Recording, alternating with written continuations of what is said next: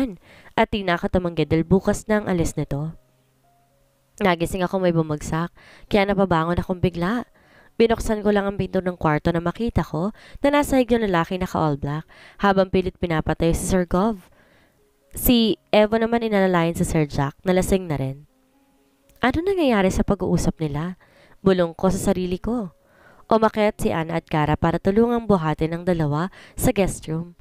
At ako naman inalalayan ko ng asawa ko na pumasok sa kwarto namin. Ngayon ko lang napansin na hindi ako nairita sa amoy nito kahit amoy alak pa siya. Love, tomorrow magpapacheck up tayo Malambing na sabi nito sa akin habang nakayakap lamang. Opo, sleep ka na. Sabi ko pa rito bago ko pinunasan ang mukha at palitan ng sando at tinayaan na lang na nakaboxer siya. Masakit ang ulo na magising pero biglang nawala iyon nang marinig kong umiiyak ang asawa ko. Kaya't napatakbo pa ako sa CR kung saan ko doon naririnig ang hikbi nito. Nadapa pa ako at paika-ika naglakad kung saan ang asawa ko. Letseng kumot yan. Bulong ko pa na mahulog sa kama dahil pagmamadali ko kaya't napatid ako sa kumot at bumagsak sa sahig. Love! Tawag ko rito. Habang nakaupo ito sa CR at parang sinisinok sa kakaiyak habang nasa harap ng toilet bowl. Love, balik ka na. Dinig ko dito at umiiyak pa rin siya. Inawakan ko siya sa braso. Doon ko lang napansin na may lagnat pala ito. Kaya dali-dali ko siyang binuhat. Kahit masakit pang ulo ko at katawan. Dahil sa ginawa ng tatlo sa akin kagabi, mga visit sila. Flashback. Wow, sharpshooter talaga. Pang-asa ng Gio sa akin. Ngayon lang din namin nalaman na kalokohan din pala si Ken na nangaasar na din sa akin. So dapat mas bantayan mo pa si Andrea lalo. Sabat naman ni Jack. Nakinatango ko na lamang at nagulat ako ng pitikin ni Jack ang noo ni Gio na nauwi sa suntukan. Kaya kami ni Ken ang umawat pero sa amin tumatama ang bawat suntok nila. Gago talaga. Nag-inom kami nang bigla na lang bumagsak sa damo si Ken. Sa sobrang lasing, ganun din si Jack. Nasa garden kami nag-inom para hindi marinig ng asawa ko na mag-ingay. Lalo na tong dalawa na sa Jack at Gio na laging nagkakapikunan at nauwi sa suntukan. Pero pagising parang baliwala at magkasama ulit. End of flashback. Love! Tawag ko ulit sa asawa ko na tahimik lang at wala raw silang gana na kumain. Kaya tinawagan ko ang Hanville Hospital para magpadala ng doktor. Lumipas ang kalahating oras, dumating din si Dr. De Leon at nasa tabi lang ako ng asawa ko tulog uli.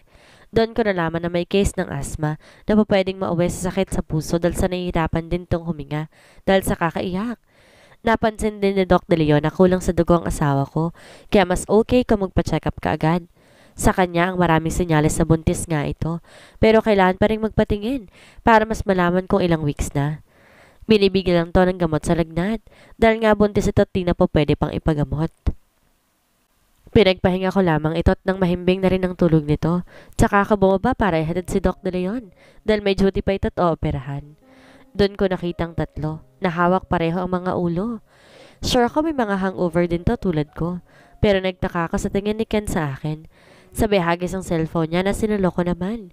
At nagulat ako sa nabasa ko sa cellphone nito. Be ready. Biglang sagot ni Ken sa akin. Sabay tayong pupunta ng Japan. Kailangan nating apat magtulungan. Paliwanag pa ni Ken sa akin. Pero paano ang asawa ko? Sabi ng isip ko. Dalawa lang naman ang pwedeng mangyari. Sabat naman ni Jack na seryoso na rin. Dahil nakainom ng gamot ng sakit ng ulo. Nasa dining kami at nagbe-breakfast. Tayong pupunta ng Japan or silang pupunta dito? Dinig kong sabi ni Jack. At napapaisip ako. Inintay kong magsalita sila, lalo na ang plano namin. Aasikasuhin ko mga business na meron sila at aalisin ng mga hudas na gustong bumagsak ako. Fine. Sabay-sabay tayong pupunta ng Japan at sa Spain at Germany. Pero unahin ko muna ang asawa ko. Balik na sabi ko. Inintay naming apat na magising ang asawa ko at plano nga namin magpa-check up na hindi matuloy-tuloy mula kahapon pa. Nakatingin lang ako sa apat na besi mag-usap. Isinampa si Sir Gov at Sir Jack na nagkukulitan. Para mga bata, pero natuon ang mga mata ko. Evo, bigla ko siyang na-miss kaya kahit nandyan pa mga kaibigan niya, di ako nakaramdam ng hiya nang halikan ko ito sa labi pa mismo.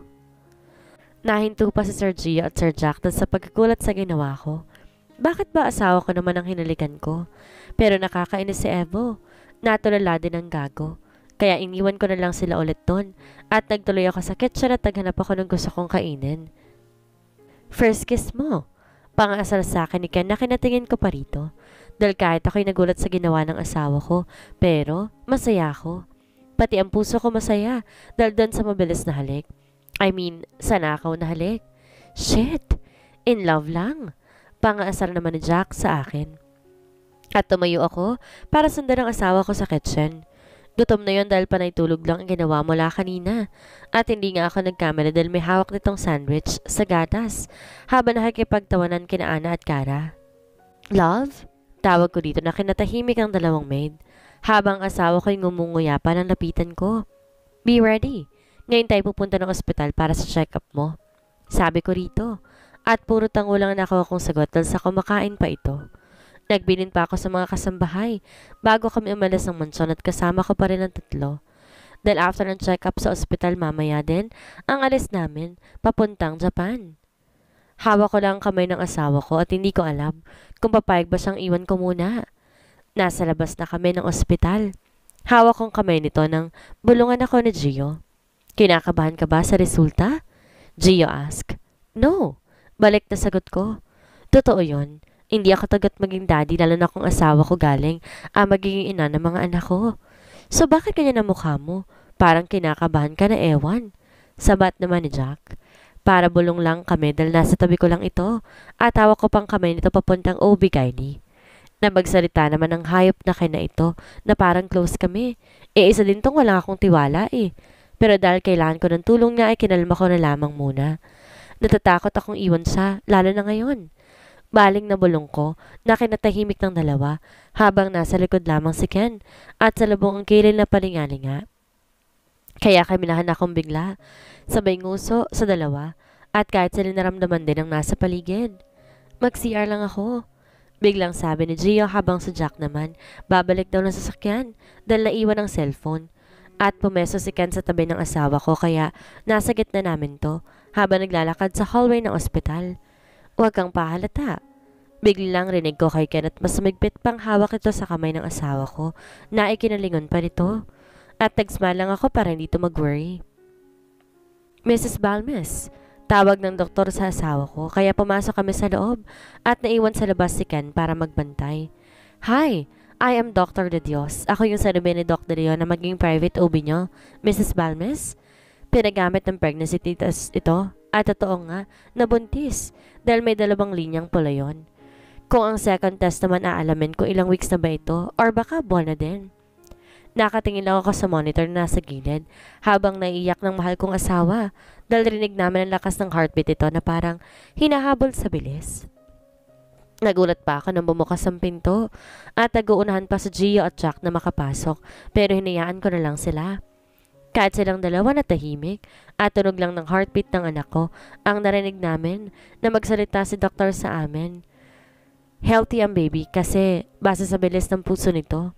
Kahit hindi masera na pagbubuntis mo, mag-iingat pa rin at huwag magbubuhat na mabibigat. Sa ngayon, iwasan kumain ng matatamis, lalo na ang malamig. Paalala pa ni doktor sa akin. Nalaman namin na 1 month and 2 weeks na pala ang baby, kaya ganun ako katakaw at naramdaman ko na rin ang morning sickness. Congrats! Sigaw ng dalawa pero nilapitan ko na agad ang asawa ko na umiyak na talaga ng tuluyan, kaya't niyakap ko ito na mahigpit. Thank you, my love. Bulong ko pa rito.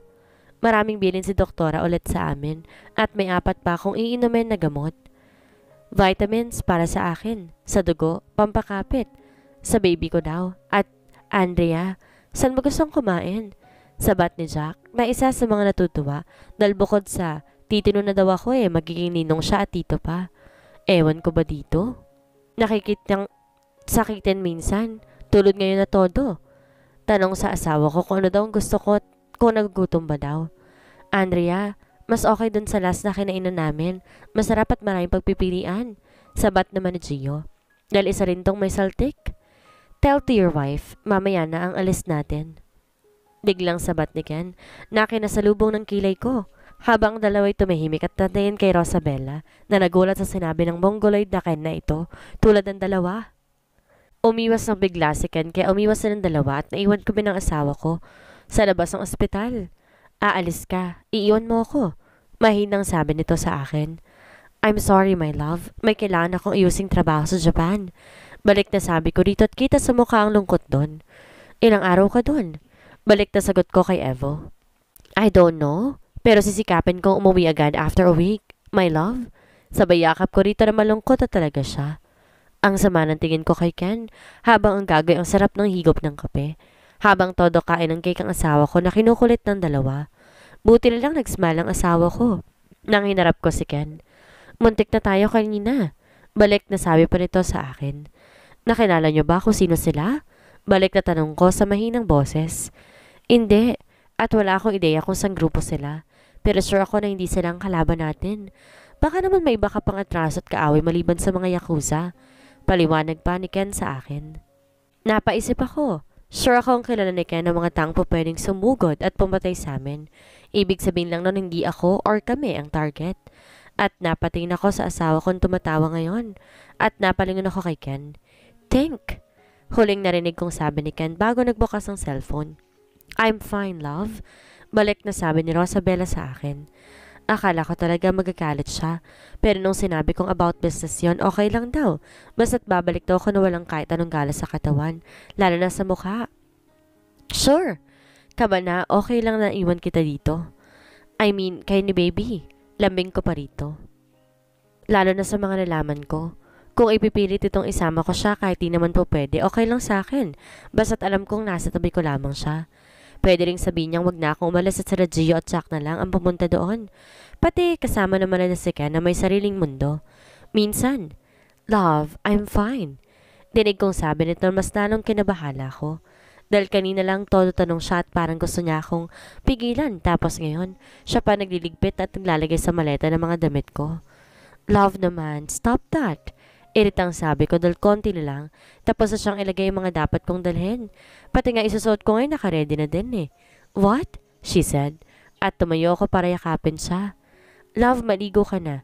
Naghihintay ng 3 doon. Baling ko kay Evo na parang ayaw nang umalis pero mukhang kailangan sa doon dahil talagang hinintay siya at pinuntahan pa ni Ken dito. Alam kong sa Japan nakastay yon. If there's any problem, love, just call me. Paalala ko sa asawa ko na nakayakap pa sa akin at nakasmile. Mas lalo kang gumanda. Bulong ko rito habang yakap namin isa't isa. Malakas na napatawa ko. Alam ko naman nagdadalang isip na itong umalis. Pero alam ko rin siyang kailangan sa lakad nila. Kaya bago pa mag-ibang isip ko, pakakawalan ko na siya para makakilos na rin. Sige na love, take a bath na. Sabay hila ko dito papuntang bathroom. Pero sabi ko nga, siya si Evo Dalton na hindi papatalo at hindi magpapaisa. Kaya pati ako hinilanyak at sabay kaming naligo. Pero may kasamang landian. Pabaon daw niya. Para hindi agad ako mamiss at para pinagbigyan ko naman din siya. Aray! Sigaw ni Jack nang binatukan ito ni Gio. Kanina pa kami dito. Umabot na ng 2 oras, wala pa ring Evo ang lumabas mula sa itaas. Iniisip namin baka umiyak at gustong sumama ni Andrea dahil nga buntis ito at sensitive. Kaya nahirapan si Evo na umalis agad. Pero sa itsura ng gago, mukhang umiskor na muna ang hayop. Samantalang kami inuugat na yung mga binti namin, kakaupo at kakatayo. Alis na tayo. Masayang sabi ni Gago. Habang akbay ang asawa nito. Kala namin gagawin yung kambalang anak ninyo eh. Kaya ang tagal. Pagrereklamo namin ni Ken. Sana nga pre. Sabat ni Eros na nakangiti pa rin. Hayop talaga. Mukhang pati ang ikapitong langit narating ng hayop. Hindi maalis ang ngiti sa mukha.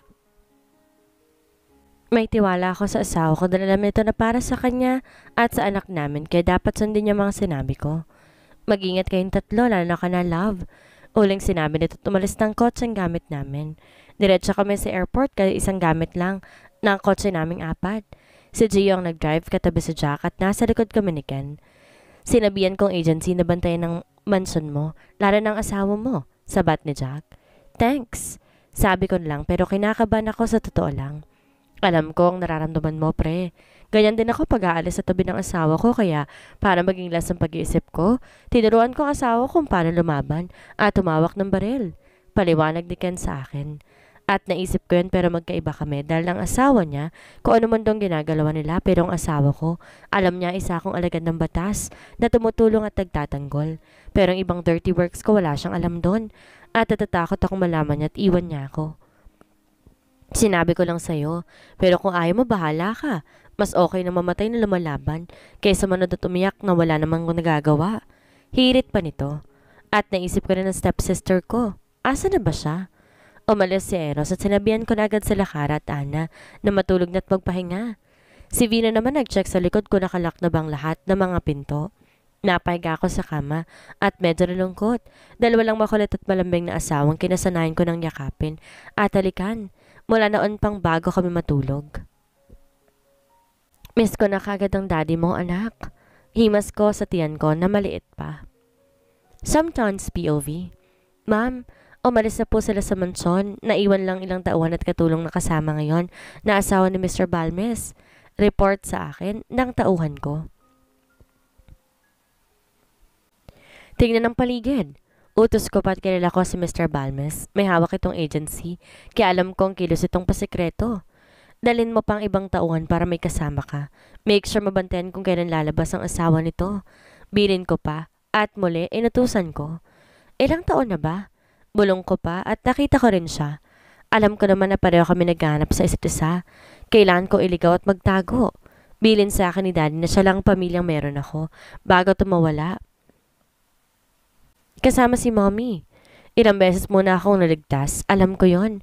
Pero pinagtaguan pa rin kita. I'm sorry. Huling sabi ko habang hawak ko ang picture nito. Mga bata pa kami pero kahit naman ganon. Kahit pinaghiwalay kami hindi niya ako nakalimutan. Babawi ako. Magkikita din tayo at ako naman ang tutulong sa'yo. Ma'am Jane? Bigla ako napalingon nang umarap sa akin isang tauhan ko. May umaaligid sa manson ko sa nandun ng asawa ni Mr. Balmes. Report nito sa akin. Nasaan ang iba? Balik na sabi ko rito. Naka-standby lang po ma'am. Ay hinihintay ko anong kilos ang gagawin na nakaapat na nakamotor. Pero napansin namin na may sniper po sa paligid. Pero ayaw namin na kumilos kaagad. Paliwanag nito na ikinangiti ko pa. Sabihin mong wag gagawa ng ingay at malang kilos. Hayaan mo, sabi ko pa. Pero siguraduhin na walang mapapahamak sa loob ng manson. Bantayan ang babae at make sure na makuha siya once na magkagulo. Umakit ako sa taas at ready ang mga dapat gawin. Nakatingin lang ako sa monitor kung saan kita ko mismo ang labas ng manson.